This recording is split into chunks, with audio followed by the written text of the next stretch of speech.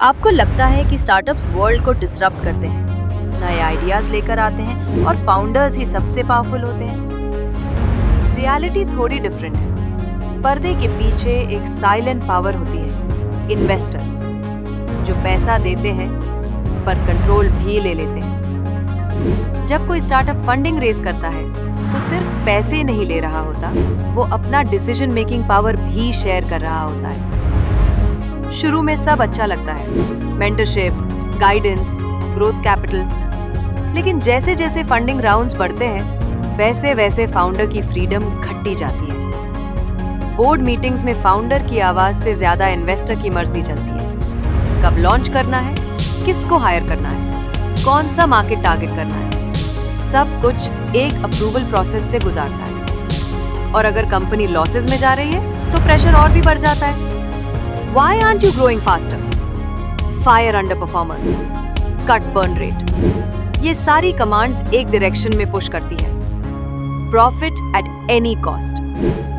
Founders जिन्होंने शुरू किया था मिशन ड्रिवन स्टार्टअप, वो एक पॉइंट के बाद सिर्फ केपीआईज और यूनिट इकोनॉमिक्स चेस कर रहे होते हैं, क्योंकि अगर इन्वेस्टर अनहैप्पी हुआ तो नेक्स्ट राउंड का पैसा रुक सकता है, या वर्स, बोर्ड से फाउंडर को हटा भी सकता है।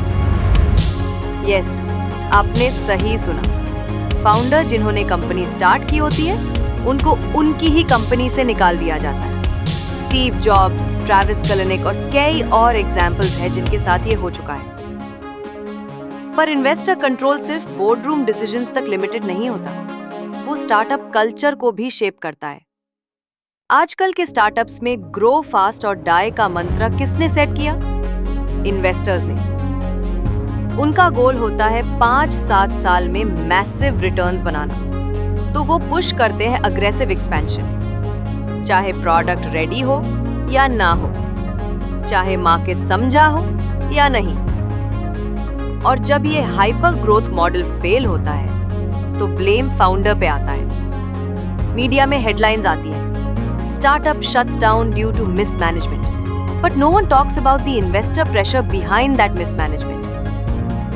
ये गेम सिर्फ फंडिंग तक लिमिटेड नहीं है। कब आईपीओ करना है, कब एग्जिट लेना है, कब किसी बड़ी कंपनी को सेल होना है, ये सब इन्वेस्टर्स के एग्जिट प्लान्स होते हैं। फाउंडर के ड्रीम्स तो बैकग्राउंड में चले जाते हैं, और जब एक स्टार्टअप सक्सेसफुल होता है तो इन्वेस्टर्स का return 10x, 20x, even 100x होता है।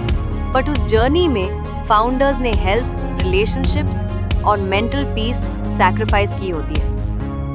तो नेक्स्ट टाइम जब आप किसी फाउंडर की स्टोरी देखें या किसी स्टार्टअप के सक्सेस को सेलिब्रेट करें, तो एक और एंगल जरूर याद रखें, किसने कंट्रोल किया गेम और किसने सिर्फ उस गेम को खेला।